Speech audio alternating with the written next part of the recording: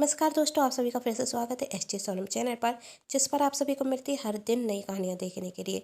तो कर लीजिए चैनल को सब्सक्राइब और पास में जो बेल आइकन का बटन है उसे प्रेस जरूर कर दीजिएगा, क्योंकि उसी से मिलेंगी आप सभी को मेरी आने वाली हर कहानी की नोटिफिकेशन। कहानी पसंद आए तो चैनल को सब्सक्राइब करने के साथ वीडियो को लाइक एंड शेयर भी जरूर कीजिएगा। तो चलिए कहानी शुरू करते हैं। रचना जी अपनी सहेलियों के साथ बैठकर बातें कर रही थी, तभी वहाँ जूही चाय नाश्ता लेकर आती और रचना जी की सहेली मनीषा जी के पैर छूने नीचे झुकती तो मनीषा जी उठ खड़ी होकर कहती, अरे क्या कर रही हो तुम? एहे, मैं तो आपके पैर छू रही थी, जूही ने कहा। तो मनीषा जी कहती, अच्छा अच्छा, मैं तो घबरा गई, ना जाने तुम मेरे पैर से पायल चोरी ना कर लो, अभी नई ली है। इतना सुन रचना जी को जूही पर गुस्सा आता और वह उससे जाने के लिए कहती। तब मनीषा जी रचना जी से कहती, अरे ये नमूना कहाँ से ढूंढ कर आई? आजकल कौन है पैर छूता है? लगता है तेरी बहू गांव की गवार है। हाय हलो के ज़माने में यह सब। और क्या रचना, तू अपनी बहू को ढंग के कपड़े क्यों नहीं दिलाती? ऐसी साड़ी तो हमारे घर के नौकर भी ना पहने। वैसे तेरे बेटे ने इससे क्या सोचकर शादी कर रही, और तू इस शादी के लिए राजी कैसे हो गई? तब रचना जी कहती, अरे क्या बताऊं मैं तुझे, मेरी तो किस्मत फूट गई जब से यह गवार इस घर की बहू बनकर आई। पिछले हफ्ते रवि अपने दैत के साथ कहाँ गया था, वहीं से इस गवार से शादी कर कर चला आया। रवि के दैत के पुराने दोस्त की बेटी है। बाप मर रहा था तो इन्होंने इस गवार से मेरे बेटे की शादी करा दी, और मेरा बेटा ठहरा पिता का आज्ञाकारी तो बिना किसी सवाल जवाब के शादी कर रहे। और जब मैंने इससे कहा तू यह शादी करने के लिए तैयार कैसे हो गया, तो कहने लगा, माँ हर कोई जन्म से सब कुछ सीख कर तो नहीं आता। आप जूही को थोड़ा वक्त दीजिए, वही शहर का रहन सहन सीख जाएगी। अब तू ही बता, यह गवार कभी कुछ सीख पाएगी? अरे रचना, सच में तेरी किस्मत फूट गई। अब तू अपने छोटे बेटे के लिए कोई शहर की पढ़ी लिखी लड़की ढूंढ लेना, वरना भाई साहब किसी गवार से उसकी भी शादी ना कराते। हंसते हुए मनीषा जी कहती और वहाँ से चली जाती। और रचना जी रसोई में जूही के पास जाती और गुस्से में कहती, तुझसे किसने कहा था मेरी सहेली के सामने आने के लिए? मना किया है ना, मेरे किसी भी परिचित के सामने मत आए वो। फिर भी तुझे समझ नहीं आता, और यह गवारों वाली हरकत क्या करनी थी? तभी वहाँ रामेश्वर जी आते और कहते, रचना जी आप किस बात के लिए जूही पर गुस्सा हो रही हैं? तो आखिर उसकी गलती क्या है? उसने आपकी सहेली को मान सम्मान ही तो दिया। पैर छूना अपने से बड़ों का सम्मान करना होता है। तभी रचना जी कहती, आप तो चुप ही रहिए जी, जो कुछ भी हो रहा है आपकी वजह से हो रहा है। ना आप इस गवार को घर पर लेकर आते और आज ना मेरी बेइज्जती होती। बहुत अच्छे से जानती हूँ मैं उस मनीषा को। 10 जगह फ़ोन लगाकर अभी तक तो उसने मेरा मजाक बना दिया होगा। तो आप ऐसी औरतों से दोस्ती रखती क्यों हैं जो आपका मजाक बनाए? दोस्त कम हो पर ईमानदार होना चाहिए। आप अपना ज्ञान अपने तक रखिए। मेरे बड़े बेटे की जिंदगी तो खराब कर दी आपने इस गवार से शादी कराकर, पर अपने छोटे बेटे की जिंदगी में बर्बाद नहीं होने दूंगी। उसकी शादी मैं अपनी पसंद की लड़की से कराऊंगी, और ऐसा ही होता। रचना जी अपने छोटे बेटे राहुल की शादी छवि से करा देती, जो विदेश में पढ़ी थी और बिल्कुल मॉडर्न थी। अपने छोटे बेटे की शादी रचना जी धूमधाम से करती और हर जगह अपनी छोटी बहू की तारीफ करती।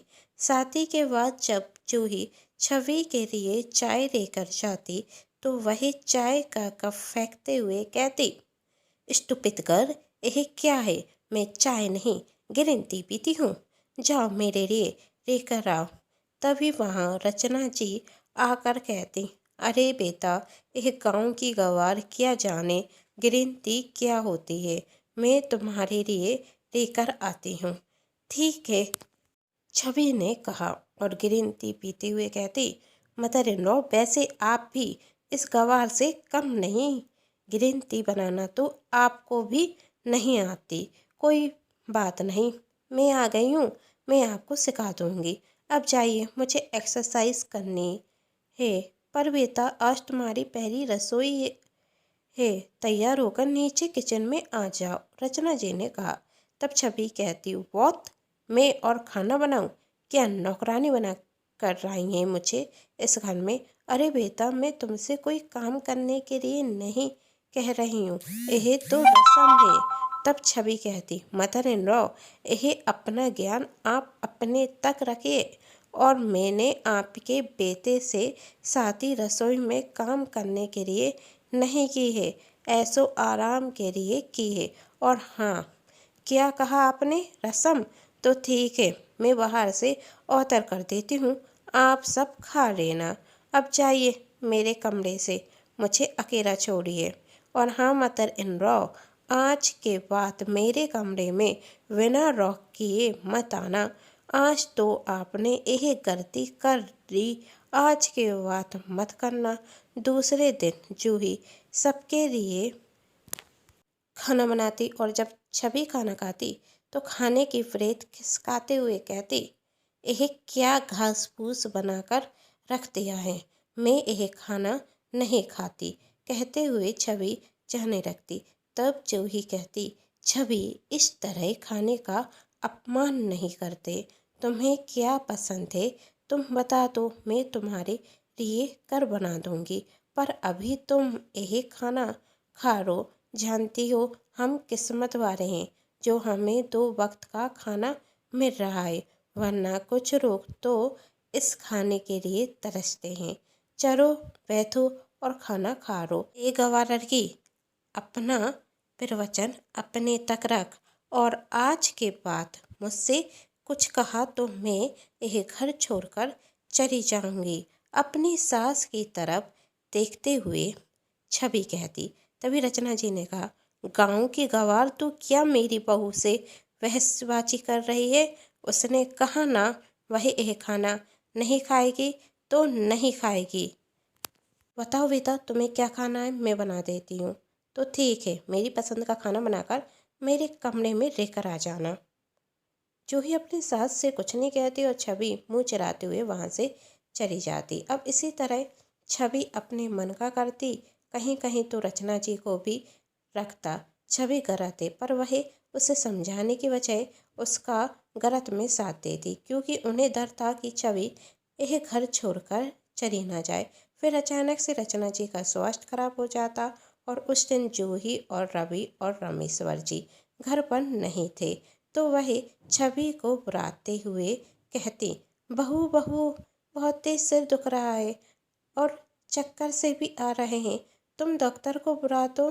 तब छवि ने कहा, बुढ़िया और कितना जिएगी?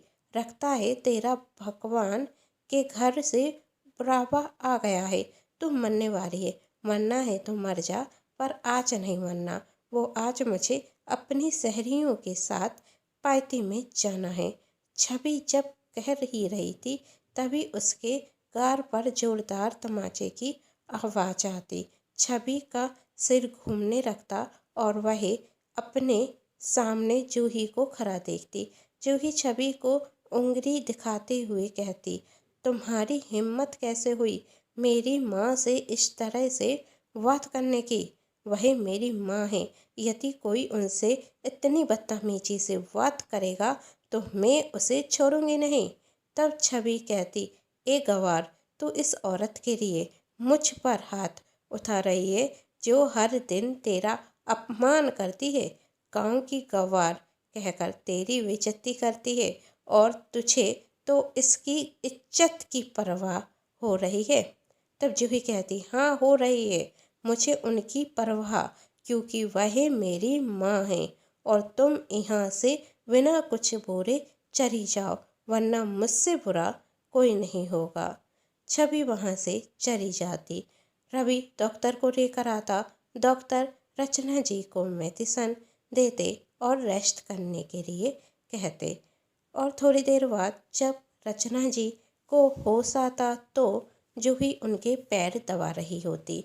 तभी रामेश्वर जी कहते, देखा रचना जी, आप जिस बहू का अनपढ़ गवार कहकर अपमान करती थी, वही बहू आज आपके काम आई। और आपकी वह विदेशी बहू नहीं। और जानती हैं रचना जी, जब हम तीनों बाहर थे तो जूही ने ही घर जल्दी चलने को कहा, क्योंकि उसका मन बहुत घबरा रहा था और उसे आपकी चिंता हो रही थी।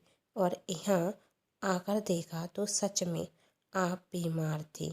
शायद अब आपको समझ में आ गया होगा कि आपकी यह अनपढ़ बहू कितनी गुणी है।